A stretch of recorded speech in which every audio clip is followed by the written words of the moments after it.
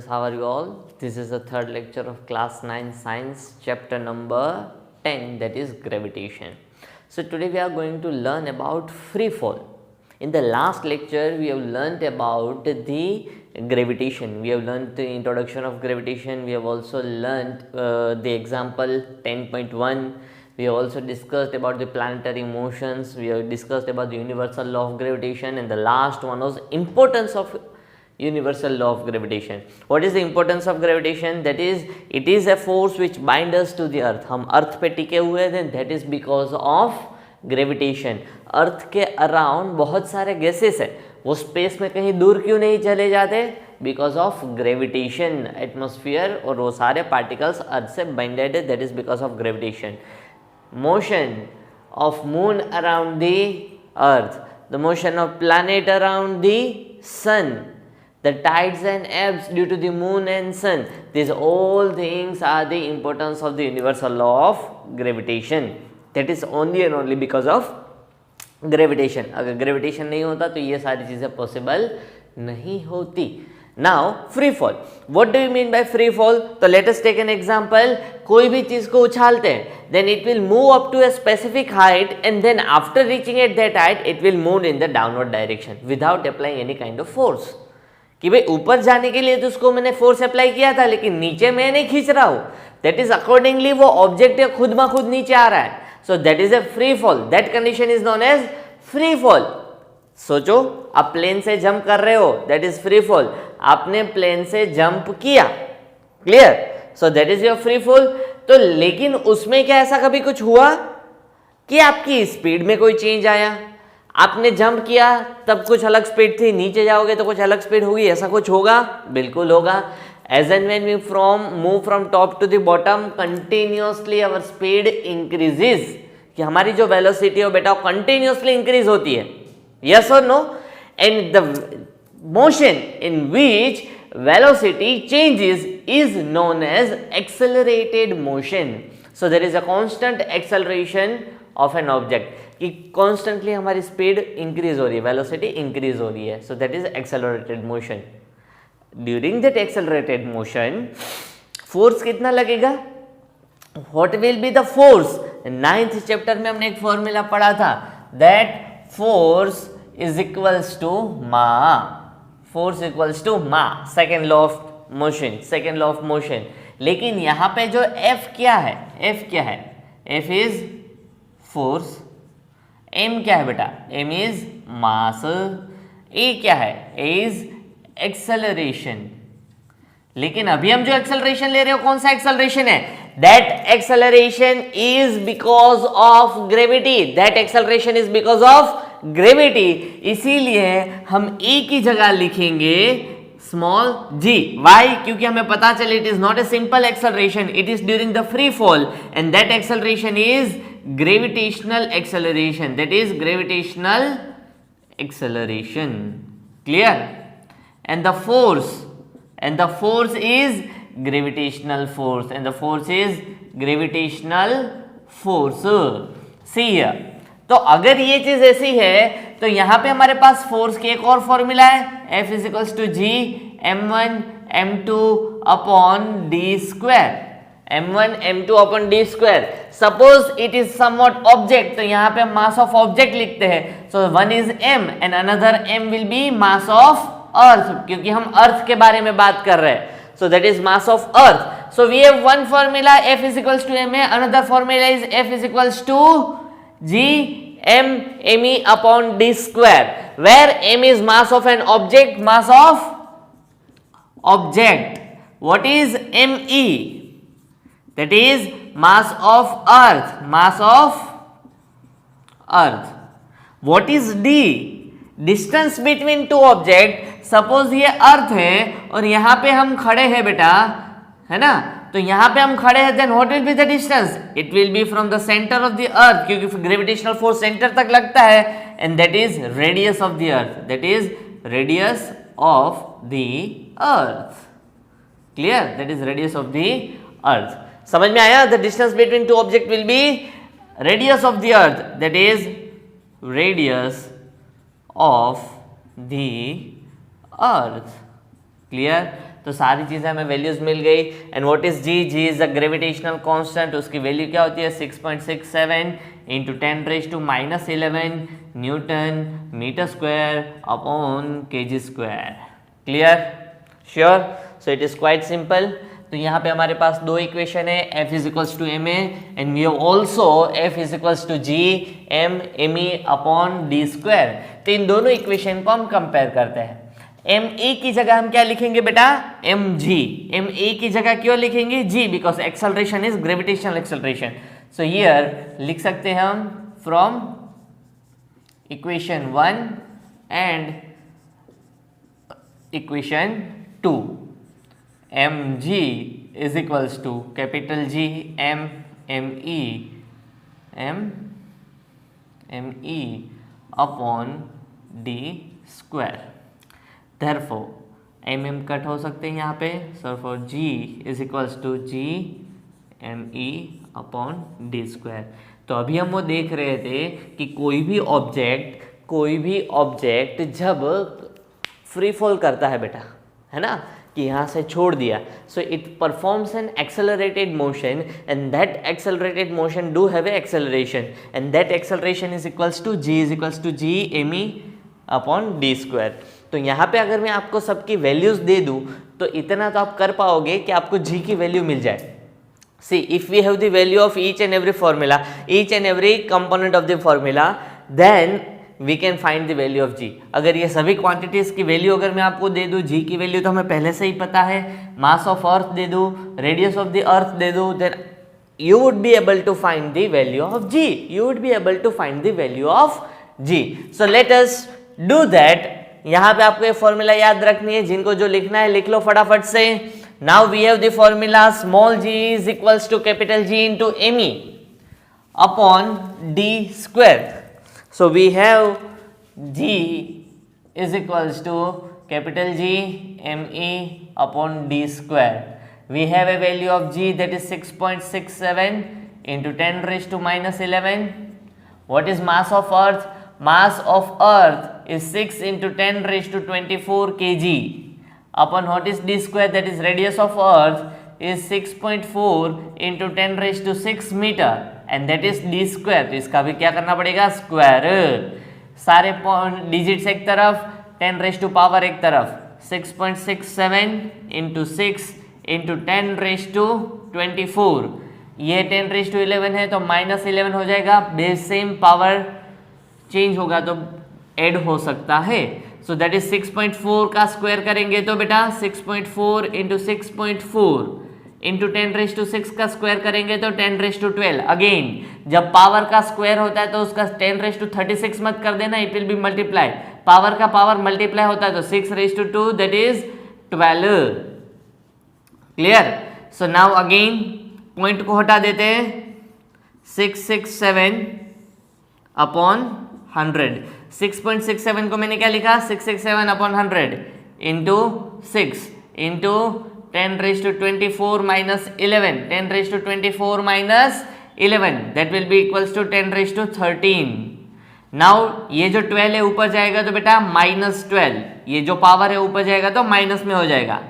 So now what is remaining in the division denominator, that is 6.4, तो इसको मैं 64 लिखता हूँ तो ऊपर एक जाएगा 10, इसको भी 6.4 को एक और बार लिखो तो 64 तो एक और 10, तो ऊपर 0 0, नीचे भी 0 0 कट हो जाएगा बेटा।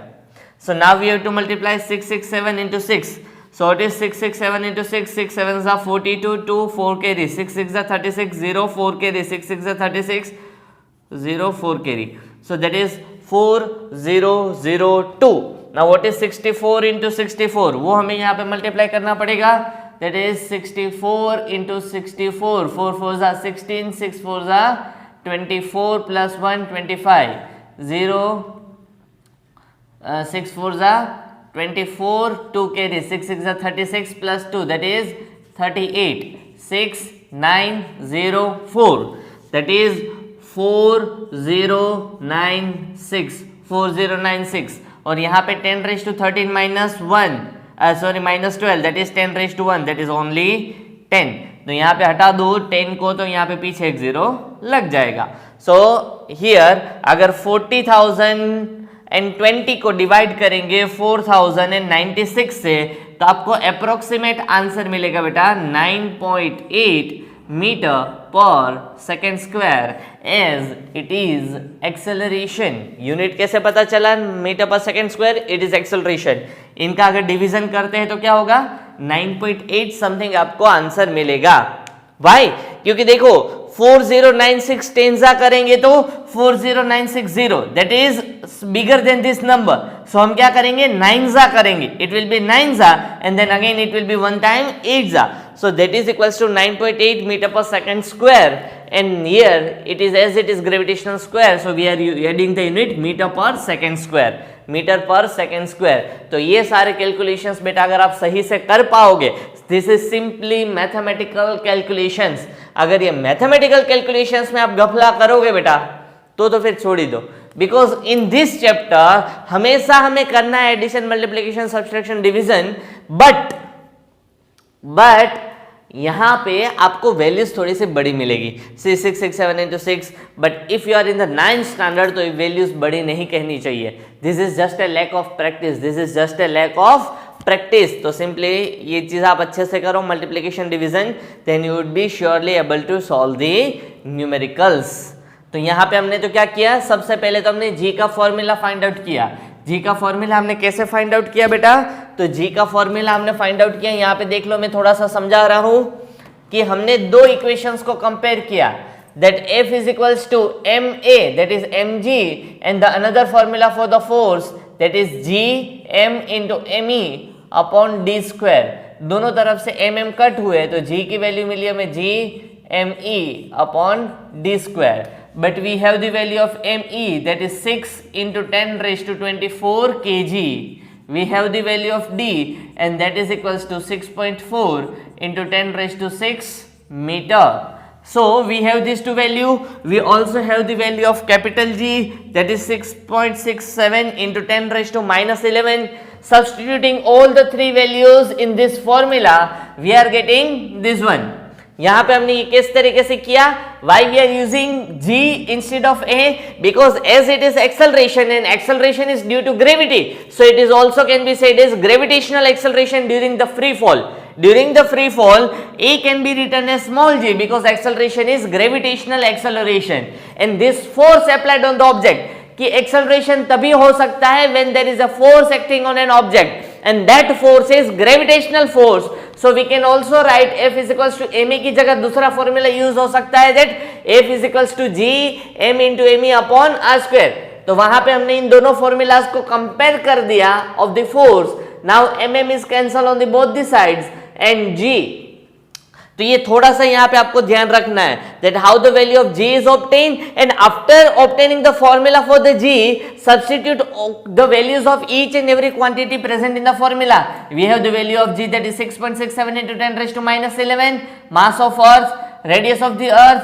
Substituting here क्या किया? यहाँ पे फिर से कैलकुलेशन में ध्यान दे दो बेटा, यहाँ पे 6.67 ऐसे ही लिख दिया, ये 6 को आगे कर दिया।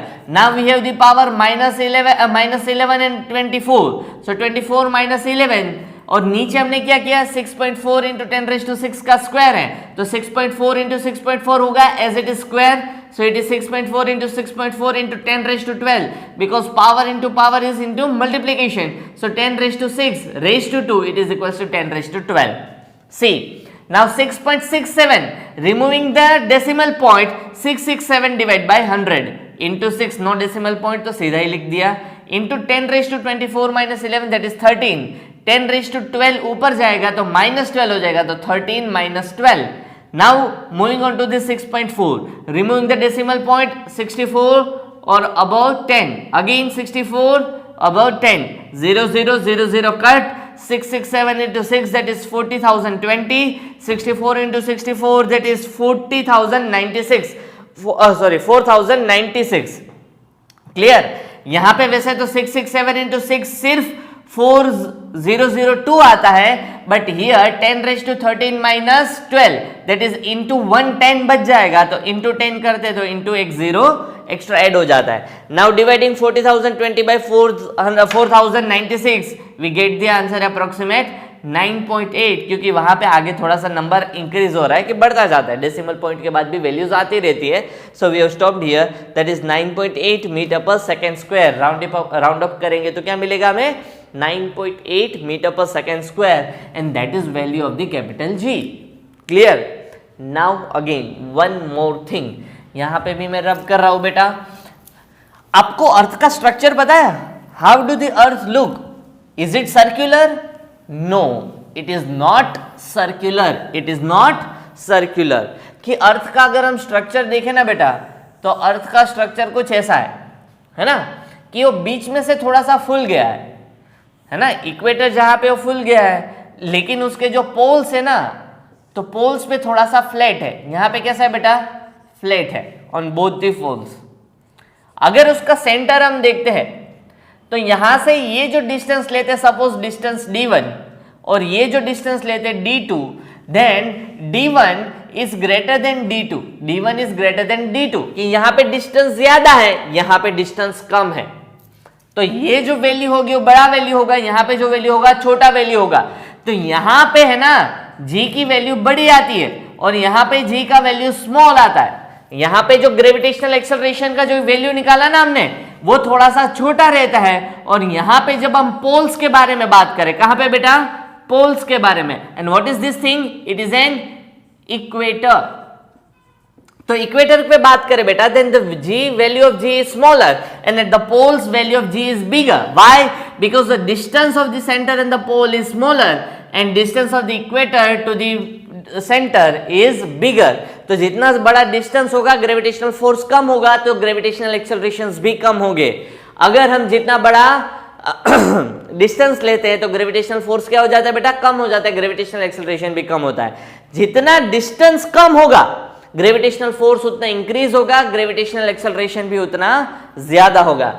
सो वी आर टेकिंग कि अर्थ का शेप हम ऐसा कंसिडर नहीं करते हैं. For the calculation being, we considered it as a completely circular. हम उसे कैसा मानते हैं बेटा? Completely circular. और इसीलिए उसका एक स्टैंडर्ड रेडियस लेते हैं, that is 6.4 into 10 raised to 6 metre. कि अर्थ का जो हम रेडियस लेते कितना लेते? 6.4 into 10 raised to 6 मीटर. हम एवरेज रेडियस ले लेते हैं, because earth is notly completely spherical. Earth completely ball जैसा नहीं है. उसकी कहीं पे रफ सरफेसेस आते हैं, कहीं पे कम आते हैं, कहीं पे माउंटेन्स है 8 to 9 किलोमीटर हाई है, कहीं पे वैलीज है 8 to 9 किलोमीटर लो है. So we can not have a perfect radius for the earth. We cannot have a perfect radius for the earth. So we are taking the average radius of the earth, that is equals to 6.4 into 10 raised to 6 metre. But अगर आपको कोई पूछता है कि क्या 9.8 metre per second square सभी जगह पे सेम रहेगा? नो, सभी जगह पे सेम नहीं रहता है. But for approximation, for easy calculations, we are taking approximate gravitational acceleration as 9.8 metre per second square. Clear? इतना गॉट इट? समझ में आ रहा है बेटा? है ना, कि सही में इतना होता नहीं है. कभी कभार अर्थ में कहीं पे कुछ ज्यादा हो सकता है, कहीं पे कम हो सकता है, बट ऑन एन एवरेज, उन सबका एवरेज हम निकाले तो कितना होगा? 9.8 metre per second square. It is N gravitational acceleration of the अर्थ. तो सिर्फ अर्थ की बात है, और अर्थ पे भी अगर हम देखें, then it is not constant, then it is not constant. Clear बेटा? इतनी चीजें बहुत ही सिंपल सी चीजें बेटा आपको पता होना चाहिए. Clear? Now we are moving on to the another concept, that is mass. That is, we are moving on to the another concept, that is mass and motion of an object. Motion of an object due to the gravitation. तो यहाँ पे मैं कुछ formulas आपको लिखाने वाला हूँ, तो आपको फटाफट से फॉर्मूलाज लिख लेनी है बेटा. Clear? Now this formulas are from the chapter number 8. These formulas are from the chapter number 8. And what is chapter number 8? Motion. And what are the formulas in the chapter number 8? V is equals to S upon T, that is velocity is equals to displacement upon time. Acceleration is equals to final velocity minus initial velocity upon time. These two formulas we have learnt. But now there are three more formulas that we are going to learn, that is S is equals to ut plus 1/2 at square. V is equals to ut plus at. Clear? V is equals to u plus at, u plus at. Clear? So that is quite simple, and v square minus u square is equals to 2as. v square minus u square is equals to 2as. So they are not the another different types of formulas. These are the formulas from the chapter number 8. We have not learned so far in this year. Why? Because it is excluded from the GSEB 2020 syllabus from the chapter number 8. But these formulas are included in this chapter. तो उसका derivation हमें याद नहीं रखना है कहाँ से आई, but directly we have to mug up the formulas, this 3 formulas. See यहाँ का ये जो एक फॉर्मूला है उसका मैं आपको सिंपल चीज समझा सकता हूँ. See from this formula t is in the division, on the another side it will be in the multiplication. So it will be at is equals to v minus u.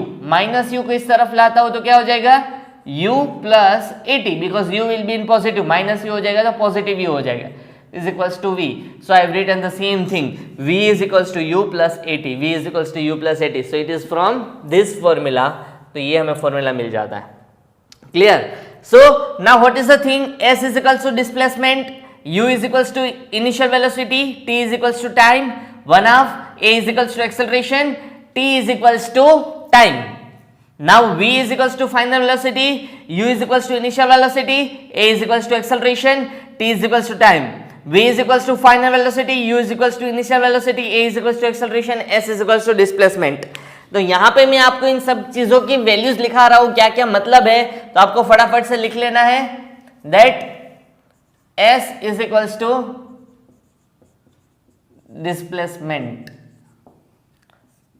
t is equals to time, unit of displacement should be meter, unit of time should be second, v is equals to final velocity, its unit is meter per second, u is equals to initial velocity, unit of initial velocity is also meter per second, a is equals to acceleration, its unit is meter per second square. These are the only things that are used in the formulas. Now here in this chapter we can also use a is equals to g. a की जगह क्या लिख सकते हैं g, s की जगह लिख सकते हैं h, because displacement is equals to height. We are dealing in the height, कि हम जब फ्री फॉल करवाते हैं तो ये जो पहले ऑब्जेक्ट यहाँ पे था ना, वो ऑब्जेक्ट यहाँ पे, तो कितना डिस्प्लेसमेंट हुआ, that is the height of the object. की जितना भी मूवमेंट हुआ वो हाइट में हम करेंगे, हम आगे पीछे मूव नहीं कर रहे. जब भी ग्रेविटेशन की बात होती है तो हम आगे पीछे नहीं, ऊपर नीचे की बात करते हैं, तो हम हमेशा डिस्प्लेसमेंट की जगह हाइट वर्ड यूज होगा, तो जितना हाइट होगा उतना ही डिस्प्लेसमेंट होगा. एक्सेलरेशन ई की जगह कभी कभार फॉर्मूलाज में स्मॉल जी यूज हुआ होगा, then you to understand that it is the gravitational acceleration, so we are using G instead of A. The another formulas used in this chapter is F is equals to M A, F is equals to G m1 m2 upon d square. So 1 2 3 4 5 6 7, these are the 7 formulas. You have to write 10 times, you have to write 10 times with all these notations, that s is equals to displacement, t is equals to time, v is equals to final velocity, initial velocity, blah blah blah blah blah. Formulas अगर आप सही से prepare कर लोगे, then and then we would be able to solve the numericals. We would be able to solve the numericals.